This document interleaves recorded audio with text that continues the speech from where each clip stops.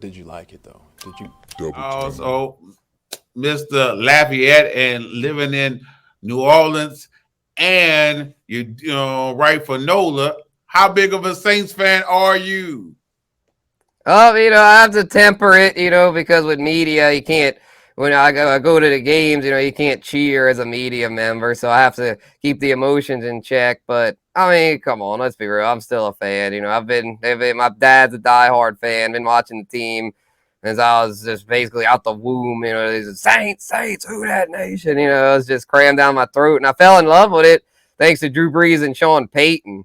I mean, watching them growing up, it's like, how could I not be a Saints fan? So it's a little tough now with freaking Dennis Allen and Derek Carr, but at least they're still competitive. It could be a lot worse. Could be the Carolina Panthers. And I'm a Saints fan myself because I'm actually from Kenner. So I'm from Kenner, Oh, hell yeah. Louisiana. Who that, man? Yeah. So and I remember I actually grew up a 49ers fan. I was a 49ers fan for the longest because I love Jerry Rice. And I followed a player. I've never really followed a team. So when Jerry Rice went to the Raiders, hey, we rolled it, and then after that, hey, I just entered a time of purgatory where I didn't have a team. So and then one day I was looking at the Saints, I was like, you know what? If y'all win 10 games, I'll be on the board. I'll be on, and one season they finally won 10 games, and they might have won 10 games in a row that season. And I was able to jump on the ship. And then a couple of years later, they end up winning the Super Bowl. Oh, But hell yeah. Yeah, 2006 was the first year with Breeze and Peyton where I think they won 10 and made the NFC Championship. so I jumped on a board, and then a couple of years, I think 2009, they won the Super Bowl, right? Right. Yeah, they had the two mediocre years, and in 2009 they had the dream season. So yeah, And man, as a Saints fan, we had some heartbreakers in the playoffs. Man, they cheated us. oh man, They cheated us a couple good yeah, times. man, we try to get that to that, and they just wouldn't let us get it, man. The I, Nola no call is the one that stings the worst. yeah, Golly. yeah, because I was just talking to my boy about that. I was like, I remember seeing that pass interference, and I just, you just know it's coming. Like, oh, yeah, they got, and then it was like, hold up, they didn't blow the whistle.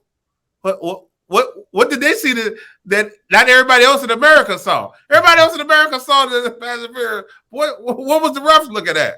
So I was amazed. It still stuns me today. Yeah, that's it will live in infamy, that's for sure. So, what's your thoughts about the incoming rookie class? Oh man, I'm excited about it. Now that it's off season for fantasy, it is. The NFL playoffs are going, but for fantasy off season, it's time to study these rookies, and I'm excited about especially the quarterback and receiver classes seem really enticing. Especially the top QBs, I think are all going to start right away. Caleb Williams, Drake May, Jaden Daniels, maybe Michael Penix too. You could throw in there. So yeah, there's a lot of interesting QBs. And the receiver class, very top heavy as well, with Marvin Harrison Jr., Malik Neighbors, Brian Thomas, a kid from Washington. So a lot of exciting talent. And Brock Bowers from Georgia, of course, at tight end. So there's, several big names. It's a lot of times I'm like, man, who are the rookies this year? It's kind of, a lot of times you have to be like, okay, you got to brush up on it. But this year it's like, although I do follow college football a little closer than I used to. So if you follow college, if you play Dynasty, I would recommend at least following college football a little bit because then that gives you a little leg up with the incoming rookies. But yeah, I'm excited to see just how deep these classes are because I think they've got some depth to them too. Oh yeah, the receivers are deep. Quarterbacks kind of deep too because Mm-hmm. I remember once upon a time, what's that? What is this? Rattler Yeah, Spencer was the Rattler. desired quarterback. Now this man won't, he won't be drafted in the first round. Won't even be drafted in the first round. So some teams going to be getting that discount on a player that can actually still be good, even if you don't go in the first or second round or whatever. So you got a favorite player in this class? Oh man, it's I mean, overall, like who I would take one number one, or just the player I'm most intrigued by. The player you most intrigued by? Matter of fact, both of Okay. them. Who you'll take on the one overall, and who you most intrigued by? Okay. Okay. I guess if number one, I mean, to me, it's well, super flex has got to be Caleb Williams. Regular PPR, it's got to be Marvin Harrison Jr. I feel like it was a pretty cut and dry. But the one I'm really intrigued by, and I know his teammate Malik Neighbors gets most of the attention, but Brian Thomas from LSU, I'm very intrigued by. I feel like he was kind of slept on, but he played a huge part. It kind of reminds me of like Justin Jefferson and Jamar Chase. I feel like Justin Jefferson didn't really get his due coming out of college, and look what he's doing now. So I think Brian Thomas is someone that's you're kind of getting slept on right now, and I think is going to have a big impact at the NFL level. Hopefully, he lands in a favorable offense. Yeah, I'm looking at him right now. Yeah, he's straight. Yeah, he's got some size to him. Malik's great. In all areas. He just I like Brian. He's got a little more size. So Good contested catcher, but I guess I don't know. I guess he wasn't great. Uh, yeah, I mean he decent. I got him currently as like my wide receiver, like 6, mm-hmm. but I'm just starting to kind of do the research, so I don't got everybody together. I know I'm disappointed in the running backs this year, and who knows, I might not be disappointed. It's just right now my prospect scores is not lining up with other people. Like the price, some of the running backs that I like higher on, nobody even talking about. That's crazy. Um, but as far as the 101, I'm not sure. I really don't even want the 101 this year. If I had the 101, if it was super flex, I'm trading out of it. I feel as comfortable getting someone like Drake May or Jaden Daniels as I feel getting Caleb. Like I feel just as comfortable. So if I had the 101, I would comfortably trade back, get some value, and get a player that I feel like can give me as much fantasy production or more. Because somebody like Jaden Daniels have a higher ceiling. So Yeah. Yeah, I really like Jaden Daniels. I mean, shoot, to me in Superflex, you can make a case that he should be the 101 because of his rushing ability. Because like Caleb, he ain't gonna run like Jaden, so it's and kind of there's a like good chance we might get there. Don't be surprised. Don't be surprised if we get there. Don't be surprised. yeah. I mean, That's someone what I like was too telling is people early on, like in the off season. I was telling people I could see Anthony Richardson being on 101, and people was looking at me. What? I was like, watch. I said, yeah. watch. I said if he get drafted in the first round, he's gonna be the 101. Yeah, and I feel like people definitely took Anthony Richardson over Bryce Young. Definitely are not complaining. Yeah, yeah. My favorite player, I think that sticks out because I love Marvin Harris, but I think Brock Bowers. I mean, hmm I think just like Laporta was what you thought Kyle Pitts was going to be, Brock Bowers. I just hope he get in a situation where they actually throw him the ball and don't play no games with him because he the truth. Oh Um, yeah, yeah, he is. He's gonna go so high though to where I'm like that's was the issue with Pitts. It was just like he was going so high. So I Well, mean, people if was he, crazy. People went crazy for Pitts. I had a couple of these where Pitts went 1-on-1, and I said, "Ain't no way." You know how many players you? And I'm talking about super flex leagues. People took that man 1-on-1, and I said, "Y'all crazy." yeah, he I could said have he would Jamar never. Chase, Trevor Lawrence. Like, come on, man. I said he would never have that value. You won't. I said I guarantee you won't be able to sell that man. Get the same value next year. And that's what happened. I was like, because usually with tight ends, I'll bet against it. You want to draft them high? Guess what? I'll come back in 2 years and buy that same tight end from you lower. And they're most likely break on my team. Now this year, every damn rookie tight end decided to ball out. I don't know what was going on. This Yeah, season that was was in the crazy. water. Yeah, Laporta. I mean, freaking Musgrave and Kraft with the Packers did good. Dalton Kincaid. Yeah, it was insane the amount Everybody of rookie decided to tight show up. ends. Yep. Yep. Um, is there any sleeper rookies that the industry may not be talking about that you like? I haven't really done enough research to really come up with a surefire sleeper, but just from looking at the list, a name I'd like to throw out there because I think he's got a bright future, and I've had some people like get on me about saying, "Oh, he's just his arm, he's a noodle arm, he ain't gonna do it." But I just like the way this kid's poised with the JJ McCarthy.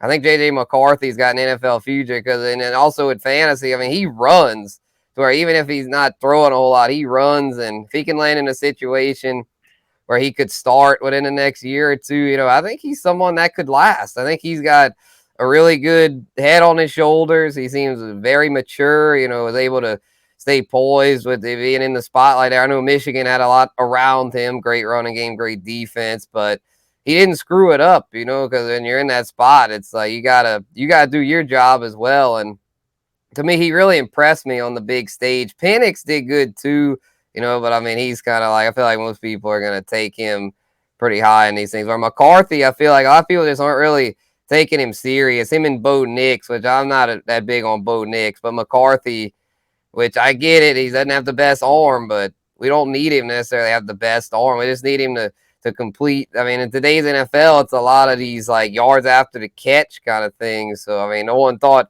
Brock Purdy was going to be a thing, and look how he's turned out. And I mean, McCarthy can actually run. So to me, for fantasy, he's getting very slept on. Yeah, I like McCarthy film, and he got some nice qualities. I got him as my quarterback 4. Um, Okay, so you got him ahead of Penix then. yeah, yeah.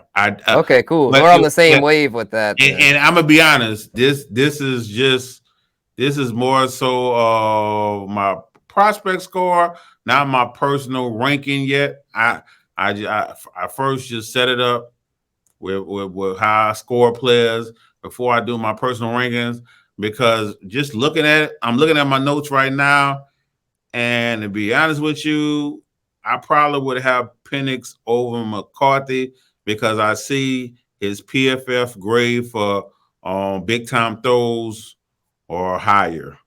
So I probably would have him over him. But I do like McCarthy's game. Love the way that he's able to throw on a run. But what I'm afraid of Penix is he injury prone. Yeah, you yeah. know.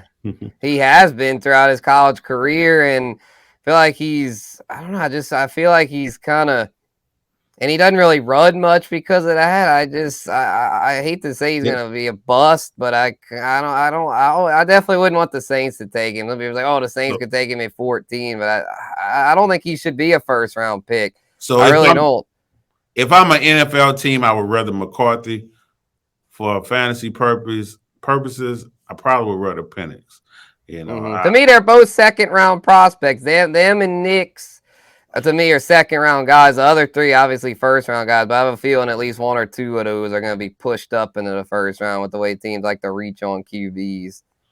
So I mean, right now the highest prospect score I got for the quarterback is Jaden Daniels, and that's looking at it in a fantasy lens, of course. So Nice. I was looking at Caleb Williams. I was just like, Caleb Williams doing too much. Like I just was like, he just in a pocket just doing too much. So, stuff you don't need to do. I'm like, why you like to live in chaos? Yeah. Yeah, I don't know. He's so talented. I just hope he can go somewhere where he actually can be coached, somewhere, and he's got to be Good luck. coachable, man. Like I hate to say he's gonna be a bust because he's so talented, but so far his attitude to me has not been very good. He hadn't showed much humility. I think the NIL money's kind of gotten to him, so he's gonna have to humble himself, or else it kind of reminds me of Zion, man, with my Pelicans. It's like you have all the talent in the world, but if you're not available and you're not coachable, then your results probably aren't gonna be what everyone's expecting. And I'm not a fan of quarterbacks under 6'2". So that's my whole thing. So I mean, if he measured at 6'2", I'll look at him in a different light. But as of right now, he's supposed to be 6'1", and then there's some some questionable, intangible things. We'll see, because going to a bad organization, that might be a bad mix. If he going to who got the first pick? Is it still the Chicago Bears? Mm-hmm. If he going to Chicago Bears, Good luck. That's where QBs go to die. it's gonna be. Yeah, we're gonna find out how good he is because he's gonna have to be great to make that into a good situation. Yep. And then I mean, if they trade out of it and decide to keep Fields, then there's going to be a big bidding war to try to get up there to 1. So be What you interesting think to they should see. do? I think they should trade Fields, honestly, because I mean, Fields, like, I mean, he's fun for fantasy, but from a real life perspective, I don't think you're winning a ring with Fields. Let's be real. So he's had 4 years now. I've never even come close to the playoffs with him. So it's like, to me, you gotta hope Caleb is locked in and because he's a generational talent. If he's locked in, he's gonna be good and he's gonna be an upgrade over Fields. It is a little risky though with his character concerns, but to me, you just got to take the chance. And with Fields, you could probably get. I mean, I'm sure like the Falcons or someone would give you at least a handful of day 2 picks, like probably their second and third, or maybe like a this year's second and next year's second. Fields is, I mean, there's going to be a little bidding war for him because I mean he's still got some upside. But to me, if I'm the Bears, I just can't pass up on, or maybe it's Drake May or Jaden. I just can't pass up on those tantalizing talents and keep Fields and just have. You're probably just going to be stuck with Fields. Probably your best hope is like a divisional round or something. And to me, just you got to swing for the fences if you got that number 1 pick. I just don't know if he's a generational talent. Like I'm not on everybody. Like I've been hearing one on one and this for the longest, and then after I start looking into it, I'm like, I'm not as sold as everyone else. Mm-hmm. And That's fair. I guess my opinion on it is how much do you value your general manager? If your general manager, that guy, you feel he that guy, I think you should trade the one on one. Get everything you can in draft picks and build that team up around on Fields. And guess Mm-hmm. what? You can either pick you a quarterback in the 3rd or 5th round or whatever every season. Just grab you a little quarterback, somebody you think could be a Purdy or something. Yeah. If you feel you that guy, because how much you can get for that one on pick, I mean, the sky's the limit. You can set your franchise up to succeed. That's so if you feel that Fields is above average. If you just feel he's an average quarterback, then hey, trade him. But yeah, I just think you'll get more trading a one on one than trading Fields. So. Mm-hmm. I tell you what, if they do decide to keep Fields, I bet the Falcons are the ones that end up trading up for that 101. It'll be a repeat of last year where an NFC South team gives up the farm. And I believe the Panthers selected 8th last year, and that's where the Falcons picked this year. So that'd be funny if that would be a repeat of that script. And they better hope he hits because, man, Carolina, that was brutal. He sucked to high heaven and don't even – you suck to get the 101 and you don't have the 101 because you traded it. Like, so the Falcons, man, if they do that, they better hope that this guy they get, whether it's Caleb May or Jaden, pans out because then it's gonna. I don't know what the NFC South's brutal, man. I don't.